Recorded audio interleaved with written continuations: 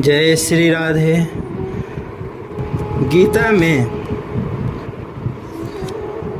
8वें अध्याय में अर्जुन ने भगवान से पूछा, हे पुरुषोत्तम, वह ब्रह्म क्या है, अध्यात्म क्या है, कर्म क्या है, अधिभूत नाम से क्या कहा गया है और अधिदैव किसको कहते हैं। हे मधुसूदन, यहाँ यज्ञ कौन है और वह इस शरीर में कैसे है तथा युक्त चित्त वाले पुरुषों द्वारा अंत समय में आप किस प्रकार जानने में आते हैं। कृष्ण भगवान ने कहा, परम अक्षर ब्रह्म है, अपना स्वरूप अर्थात जीवात्मा अध्यात्म नाम से कहा जाता है तथा भूतों के भाव को उत्पन्न करने वाला जो त्याग है वह कर्म नाम से कहा गया है। उत्पत्ति विनाश धर्म वाले सब पदार्थ अधिभूत हैं। हिरण्यमय पुरुष अधिदैव हैं और हे देहधारियों में श्रेष्ठ अर्जुन, इस शरीर में मैं वासुदेव ही अंतर्यामी रूप से अधियज्ञ हूँ। जो पुरुष अंतकाल में भी मुझको ही स्मरण करता हुआ शरीर को त्याग कर जाता है वह मेरे साक्षात स्वरूप को प्राप्त होता है, इसमें कुछ भी संशय नहीं है। हे कुंती पुत्र अर्जुन, यह मनुष्य अंतकाल में जिस भी भाव को स्मरण करता हुआ शरीर का त्याग करता है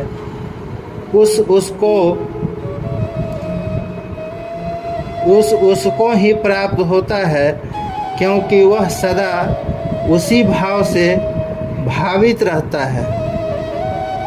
इसलिए हे अर्जुन, तू सब समय में निरंतर मेरा स्मरण कर और युद्ध भी कर। इस प्रकार मुझ में अपर्ण किए हुए मन बुद्धि से युक्त होकर तो निःसंदेह मुझको ही प्राप्त होगा। यह नियम है कि परमेश्वर के ध्यान के अभ्यास रूप योग से युक्त दूसरी और न जानने वाले चित्त से निरंतर चिंतन करता हुआ मनुष्य परम प्रकाश रूप दिव्य पुरुष को अर्थात परमेश्वर को ही प्राप्त होता है। जो पुरुष सर्वत्र अनादि सबके नियंता, सूक्ष्म से भी अति सूक्ष्म सबके धारण पोषण करने वाले अचिंत्य स्वरूप सूर्य के सदृश नित्य चेतन प्रकाश रूप और अभिधा से अति परे शुद्ध सच्चिदानंद धन परमेश्वर का स्मरण करता है, वह भक्ति युक्त पुरुष अंतकाल में भी योग बल से भ्रिकुटी के मध्य में प्राण को अच्छी प्रकार स्थापित करके फिर निश्चल मन से स्मरण करता हुआ उस दिव्य रूप परम पुरुष परमात्मा को ही प्राप्त होता है। वेद के जानने वाले विद्वान जिस सच्चिदानंद घन स्वरूप परम पद को अविनाशी कहते हैं, आसक्ति रहित यत्नशील सन्यासी महात्मा जन इसमें प्रवेश करते हैं और इस परम पद को चाहने वाले ब्रह्मचारी लोग ब्रह्मचर्य का आचरण करते हैं। उस परम पद को मैं तेरे लिए संक्षेप में कहूँगा। सब इंद्रियों के द्वारों को रोककर तथा मन को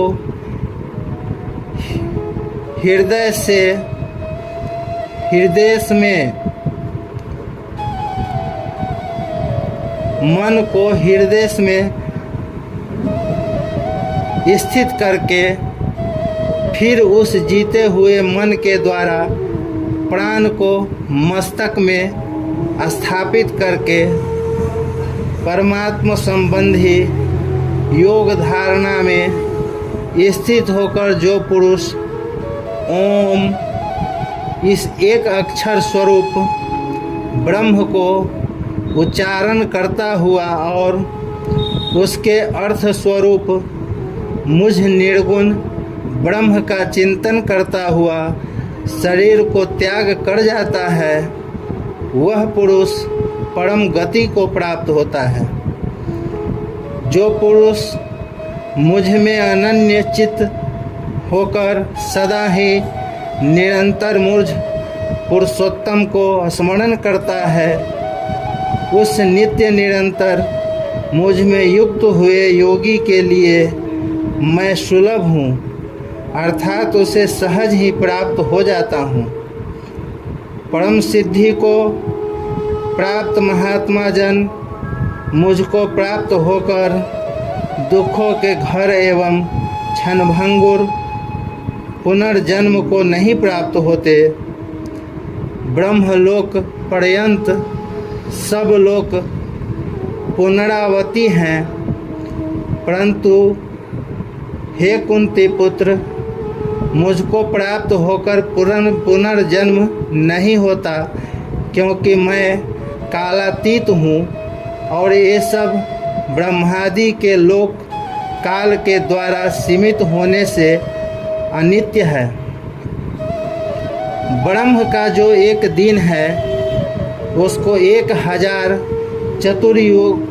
चतुर्युगी तक की अवधि वाला और रात्रि को भी 1000 चतुर्युगी तक की अवधि वाली जो पुरुष तत्व से जानते हैं, वे योगी जन काल के तत्व को जानने वाले हैं। संपूर्ण चराचर भूतगण ब्रह्मा के दिन के प्रवेश काल में अव्यक्त से अर्थात ब्रह्मा के सूक्ष्म शरीर से उत्पन्न होते हैं और ब्रह्म की रात्रि के प्रवेश काल में उस अव्यक्त नाम का ब्रह्मा के सूक्ष्म शरीर में ही लीन हो जाते हैं। वही यह भूत समुदाय उत्पन्न होकर प्राकृतिक के वश में हुआ रात्रि के प्रवेश काल में लीन होता है और दिन के प्रवेश काल में फिर उत्पन्न होता है।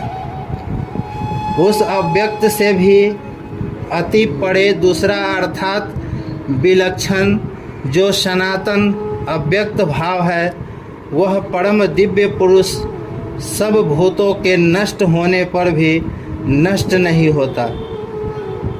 जो अव्यक्त अक्षर इस नाम से कहा गया है, उसी अक्षर नामक अव्यक्त भाव को परम गति कहते हैं तथा जिस सनातन अव्यक्त भाव को प्राप्त होकर मनुष्य वापस नहीं आते, वह मेरा परम धाम है।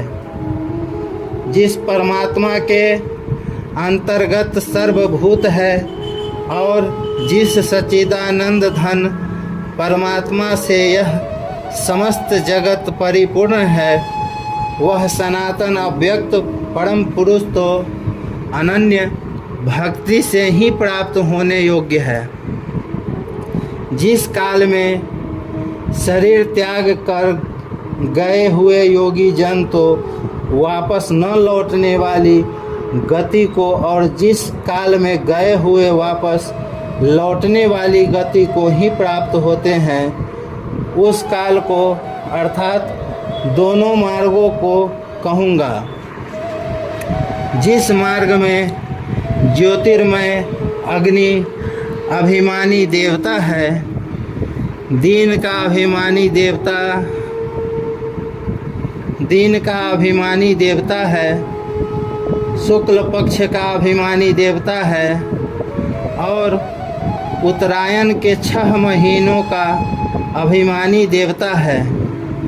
उस मार्ग में मरकर गए हुए ब्रह्मवेत्ता योगी जन उपर्युक्त देवताओं द्वारा क्रम से ले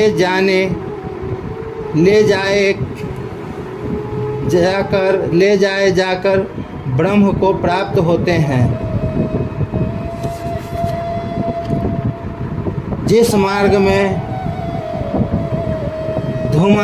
धूमाभिमानी देवता हैं, रात्रि अभिमानी देवता हैं तथा कृष्ण पक्ष का अभिमानी देवता है और दक्षिणायन के 6 महीने का अभिमानी देवता है, उस मार्ग में मरकर गया हुआ सकाम कर्म करने वाला योगी उपयुक्त देवताओं द्वारा क्रम से ले गया हुआ चंद्रमा की ज्योति को प्राप्त होकर स्वर्ग में अपने शुभ कर्मों का फल भोग कर वापस आता है। क्योंकि जगत के ये 2 प्रकार के शुक्ल और कृष्ण अर्थात देवयान और प्रीतियान मार्ग सनातन माने गए हैं। इनमें एक के द्वारा गया हुआ जिससे वापस नहीं लौटना पड़ता उस परम गति को प्राप्त होता है और दूसरे के द्वारा गया हुआ फिर वापस आता है अर्थात जन्म मृत्यु को प्राप्त होता है। इस प्रकार इन दोनों मार्गों को तत्व से जानकर कोई भी योगी मोहित नहीं होता। इस कारण हे अर्जुन, तू सब काल में समबुद्धि रूप योग से युक्त हो अर्थात निरंतर मेरी प्राप्ति के लिए साधना करने वाले हो। योगी पुरुष इस रहस्य को तत्व से जानकर वेदों के पढ़ने में तथा यज्ञ तप और दान आदि के करने में जो पुण्य फल कहा है उन सब को निःसंदेह उल्लंघन कर जाता है और सनातन परम पद को प्राप्त